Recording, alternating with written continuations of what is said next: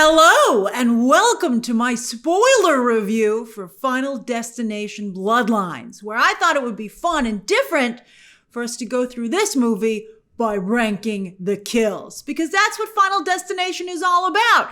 How creative and elaborate can you get? And they have some really good ones here. So we usually, when we do a countdown, we go from worst to best. But I think here we should start with the best ones, because those, of course, are the ones that we're all dying to discuss. So these are my rankings, and I'll be very curious to hear your own rankings down below. This movie, I feel, has 7 elaborate kills. I've combined, there was one tiny one that I've looped in with another one with the iris compound.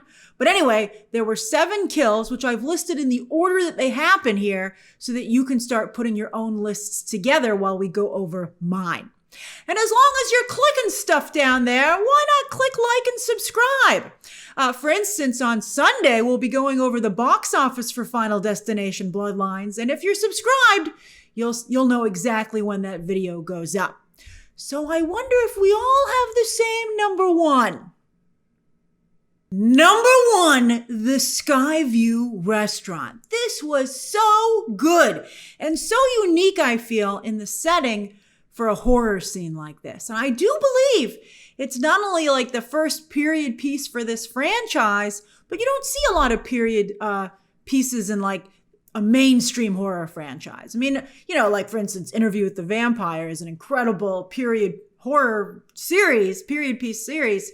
But, like something that's like very mainstream like this, to do like it would be like if they had a Scream sequence in like the heyday of film, like in the 1930s or something, early film. Like it was just really, really cool.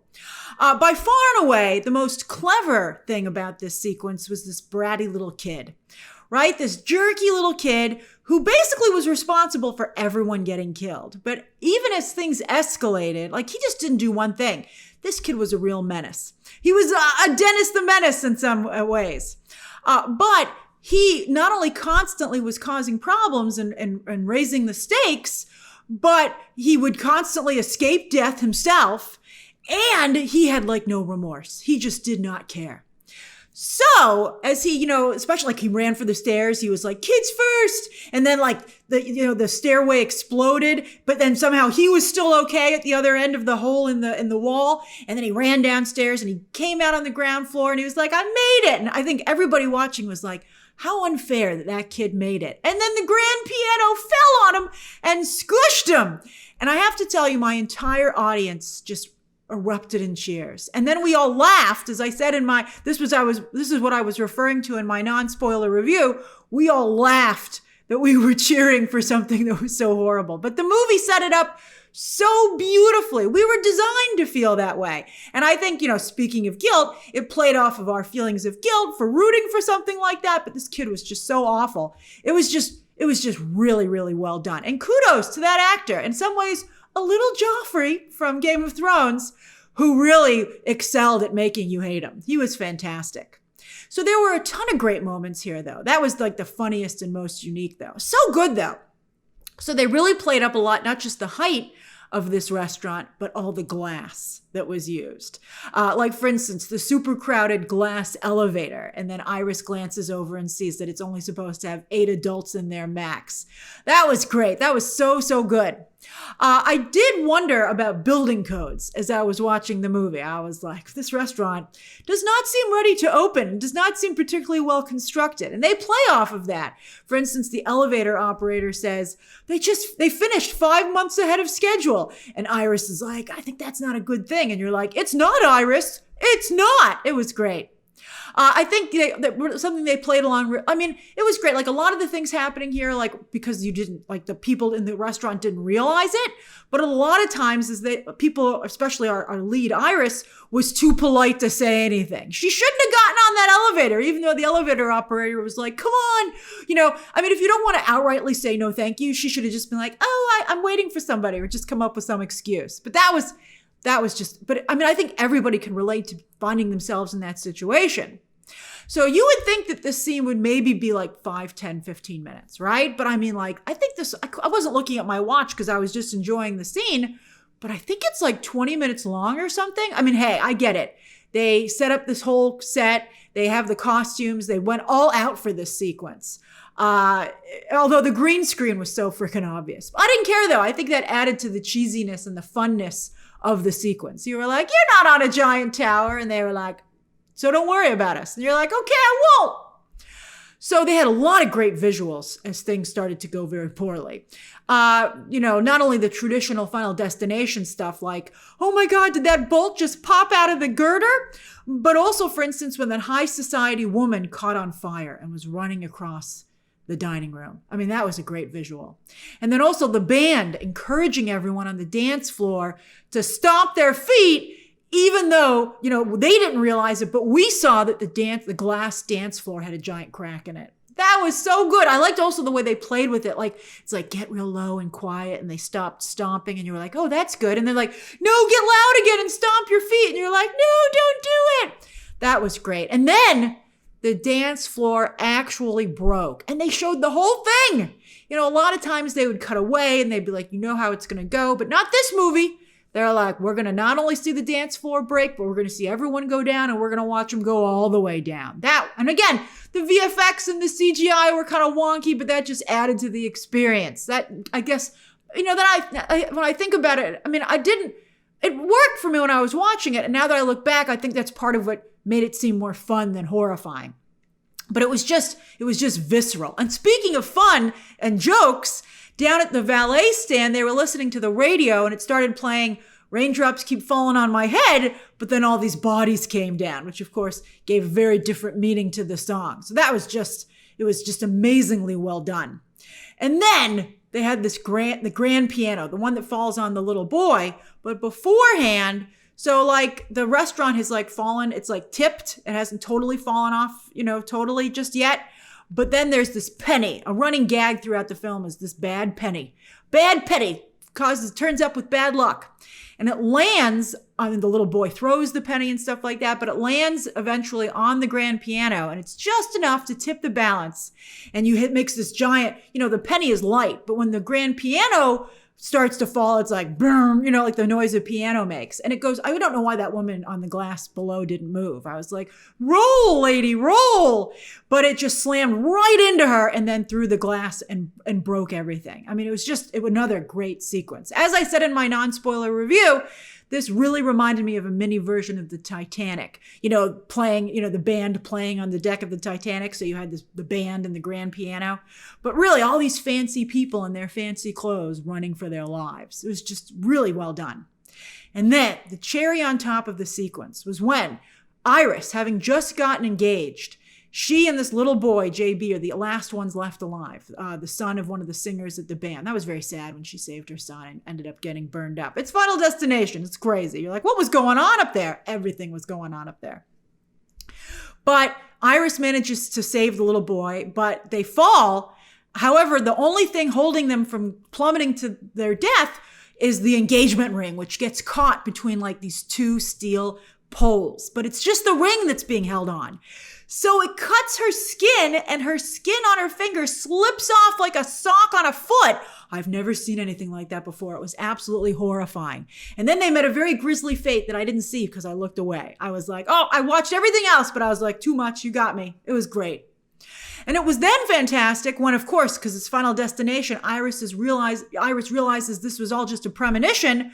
I thought it was funny the way she stopped everything from happening. She's like, cover up the flambe, tell everybody to get off the dance floor. It was great. And then as she's pulled away, because they're like, you're a crazy lady, although the dance floor was cracked, thank you very much.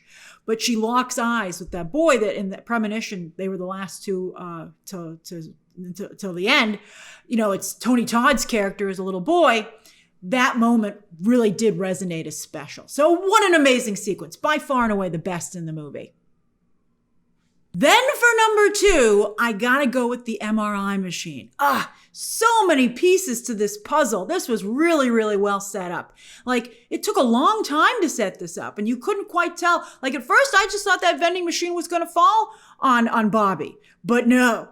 Death had other plans for both of them. So the initial idea is that you can break the Final Destination curse by technically dying, but if you get brought back, then not only would you be saved from the Final Destination curse, but it would save the rest of the bloodline from that point on. So Eric gets the idea that he'll have his brother, he has a very severe peanut butter allergy, and he's like, okay, we're in a hospital. We'll have you eat some peanuts. You'll have your reaction, and then the hospital will bring you back, and we'll all be good, right? But Death has other plans, because they end up in a room. I don't know why.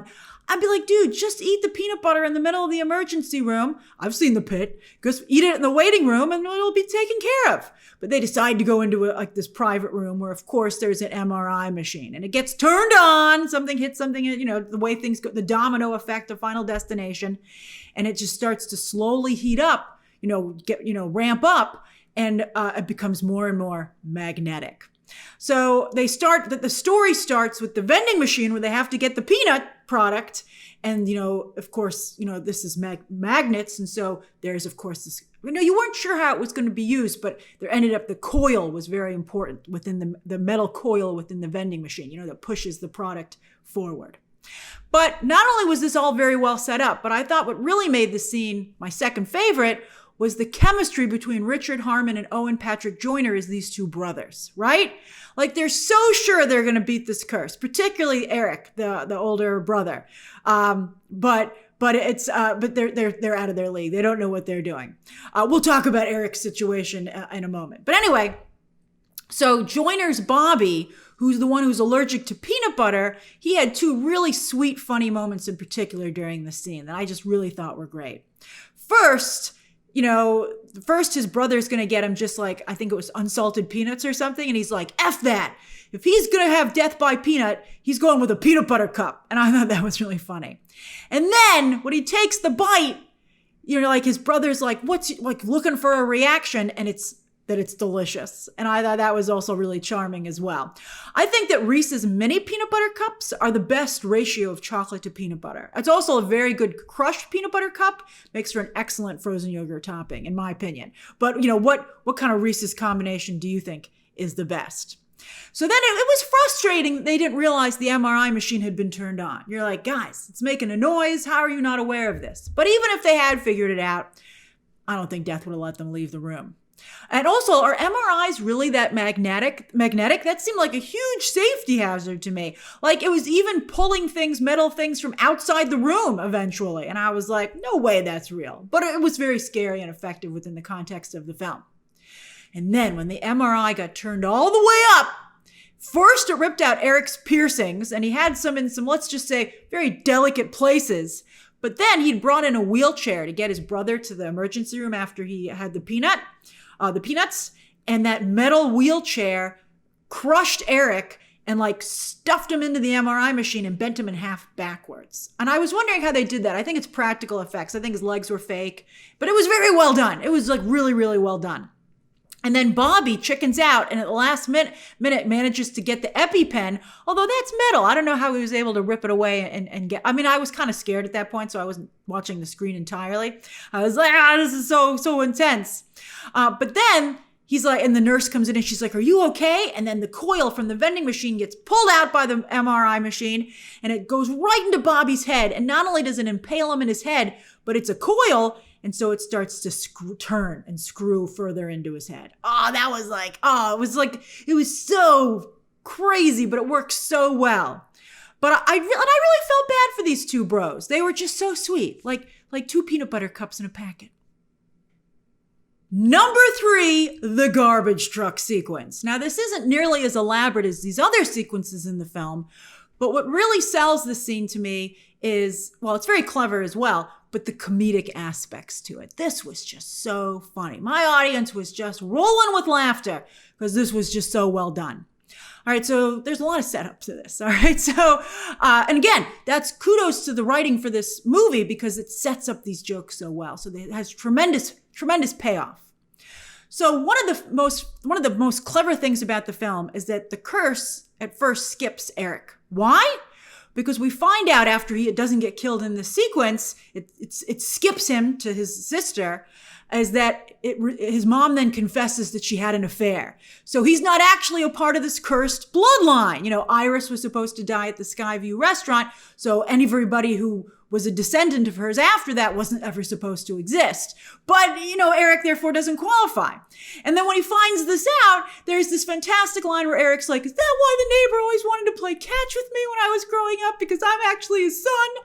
I mean, that was great. That was so funny. And then it was also sad, that he just tattooed Dad on his arm, but it turns out that guy wasn't actually his dad. But he was, of course. He was in the ways that mattered. But it was very, very funny. So that was revealed at the end of the sequence because, we see what happens here. But it was a fabulous misdirect because this whole scene, you thought that Eric was going to be the one who was going to get killed, right? So he just thinks Stephanie is wrong. The tattoo parlor sequence where you at first think he's going to die, I ranked that lower, but he survives that. So he just thinks Stephanie's wrong. He's like, we're not cursed. You don't know what you're talking about.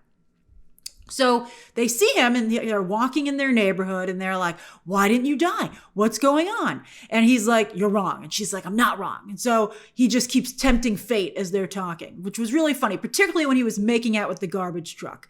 And the actor Harmon really sold that. He was so funny. He was looking the truck and smacking it. It was great. However, what Stephanie thinks might happen to Eric, she's like, she sees the pieces in place. She's like, that soccer ball's going to kill. He's like, a soccer ball to the head. But then his sister comes out to go jogging and it happens to her. For a split second before it happened, I knew that she was going to be the one to be killed, but I didn't quite put together how. And the comedic timing on this was fantastic. Again, the VFX were kind of wonky, but then she gets hit with the soccer ball, pushed into the garbage can that she's running right past, and then that dumps into the garbage truck where, of course, there's a compressor. Oh, that was so good. But then they made the scene even funnier because as they run to try and stop the truck, and the whole time I thought Eric maybe was going to get run over by the truck as well, before his sister got squished, because, at that point you didn't know that he was illegitimate, so that you still thought he was, you're like, isn't Eric supposed to go first? So it was you were like, what's happening? Just like they were. But the driver is not only listening to music and headphones that's blasting, but he's distracted by a dating app where he was either rejecting everybody or accepting everyone. But either way, it was hilarious. And me and the entire theater were just rolling with laughter. We were having such a good time. And I didn't see the sister get squished. I saw her head start to pop a little bit and I looked away. But then I saw the arm with a lot of meat and flesh on it that Stephanie was still holding. It was really gory, but it was really, really well done. And then they smash cut to yet another funeral.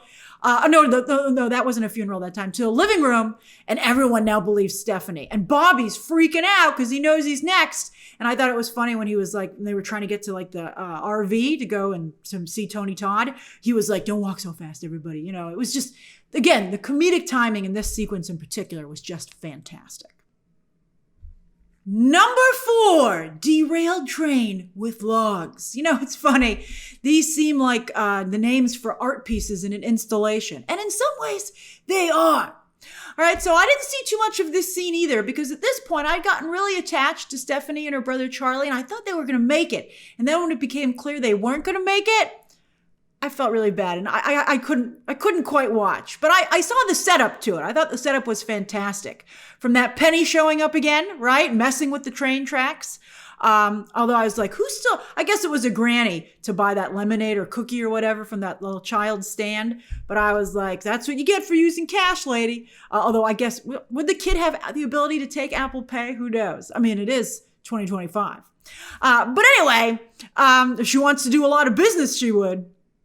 So that was great. And then also they're going to pick up Charlie's prom date, who has a doctor for a father.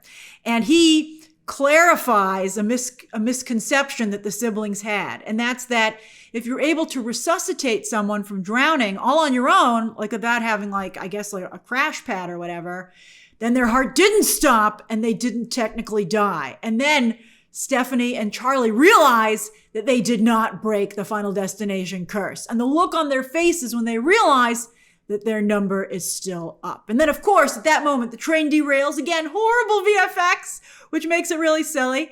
And they're running from the train, and then they make it. They seem to make it for a second. But then they're both taken out. I looked for just a second. I was like, oh, are they going to be okay? And then, bam! The logs that are being carried on the train, which of course is an homage to that most famous death in the Final Destination franchise, logs on a truck. Logs on a truck, logs on a train.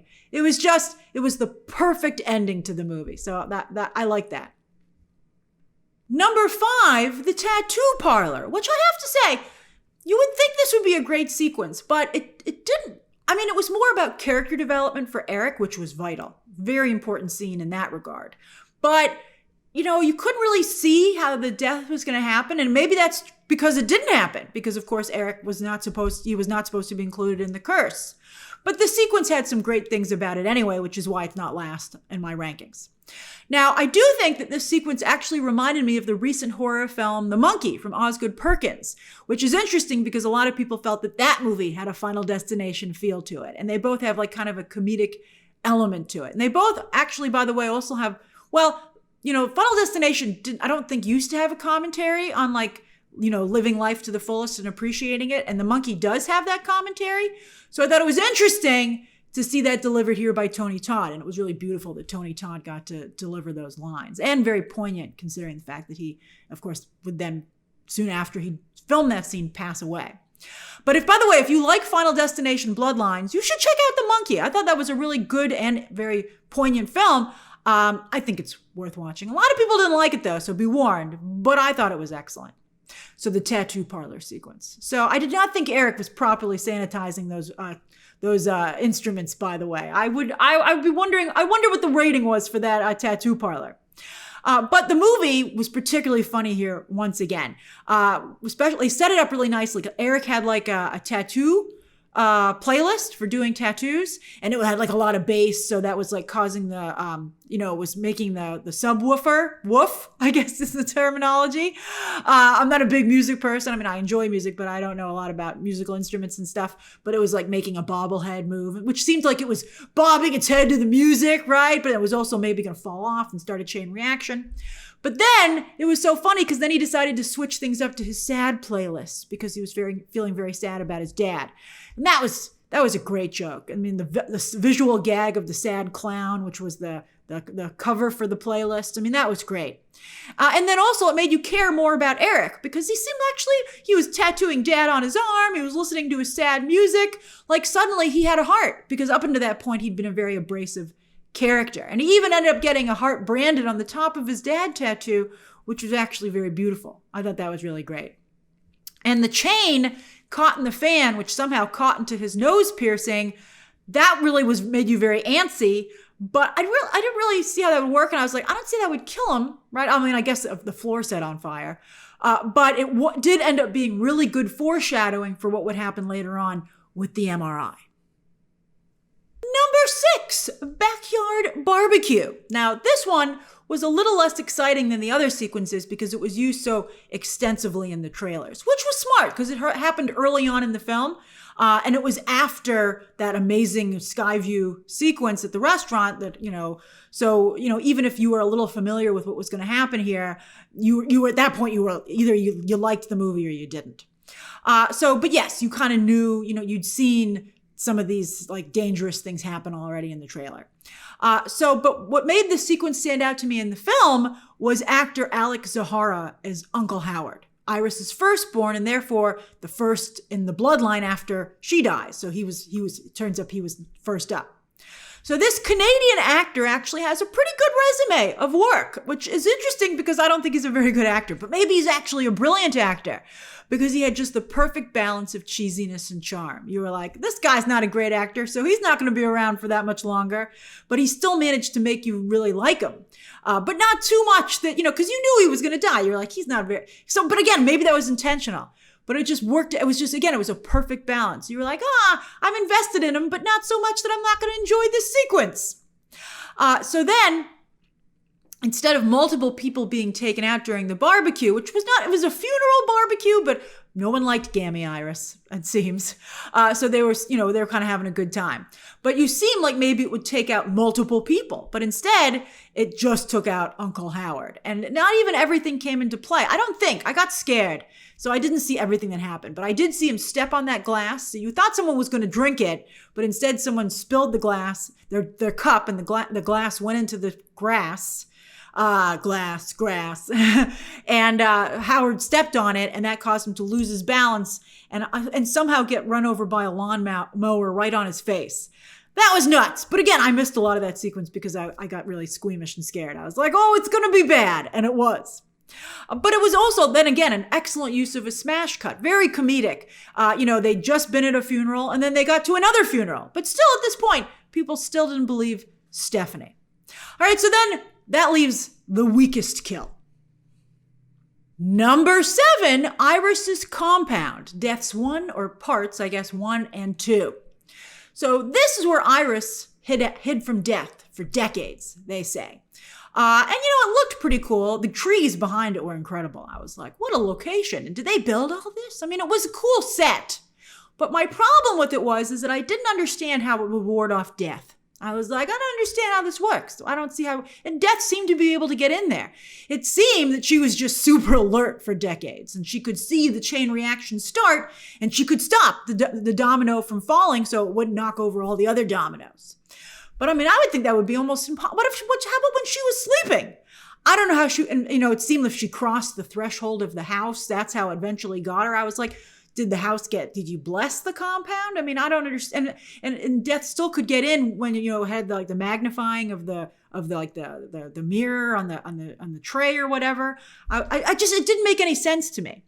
Also, if she was doing this, if she was such a boss that she was just hyper vigilant for decades, I thought she should have been a cooler character, like the Sarah Connor of Final Destination or something. But just like her oldest son, I was like, this lady looks, as soon as I saw her and I saw the quality of her acting, I was like, she's not long for this movie. And speaking of the actress, Gabrielle Rose as the older Iris, she didn't seem like she was the same person from the opening sequence played by Brec Basinger. So to me, it broke the illusion. I was like, I don't think that's the same person. Her death at the beginning, though, it was so quick, but I thought what was the most interesting about it was, again, the comedic aspect. And that's that Stephanie, who witnesses it, her grandma says, seeing is believing. And her grandmother had already been diagnosed with cancer. So she was like, she's going either way. But she didn't, Stephanie to just get sprayed with blood. It seemed like someone had poured it on her face. And kudos to the actress for not laughing. She really sold that's the not only the horror, but it was comedic. It was really well done. Then they return to the compound because they get the idea that they can maybe stop the Final Destination curse working its way through the bloodline by Stephanie and Charlie's estranged mother, Iris's second child, the youngest, hiding out at Iris's compound. She'll hold it off by, being safe within there because Iris could do it. Now, I thought this sequence, again, I didn't understand how the compound would protect anybody. And I thought this sequence was the least creative. And I thought the most predictable. Like I saw that RV, but you were supposed to see the RV flipping into that puddle. It was a big puddle, but obviously, just like, you're supposed to see what's going to happen, but I just didn't think it was particularly interesting. I thought the seatbelt, I was like, Stephanie's such a fighter. I would think she'd be able to wiggle out of that somehow. I mean, it made sense. It made sense, but it just wasn't nearly as interesting as the other sequences in the film. I also felt that their estranged mother's, what ends up being her sacrifice, happened too quickly, wasn't even really a focal point during the sequence. I think it almost like happened off camera. You think you would have a moment where it really registered, and it didn't register emotionally, not just because of the way the sequence was done, but because of the way the script was written. Like the movie really sells you on the sibling bonds between Eric and Bobby and Stephanie and Charlie. But I did not emotionally register as an audience member or see the other characters registering with the estranged mom or the grandma Iris from the Skyview Restaurant at the beginning of the movie. It didn't work out as well. And so therefore I thought those sequences just weren't as effective. So that's my spoiler review of Final Destination Bloodlines and my rankings of the kills. And I'm very curious to hear your own thoughts and rankings down below. Be sure to subscribe. And of course, as always, you can check out some more videos right now.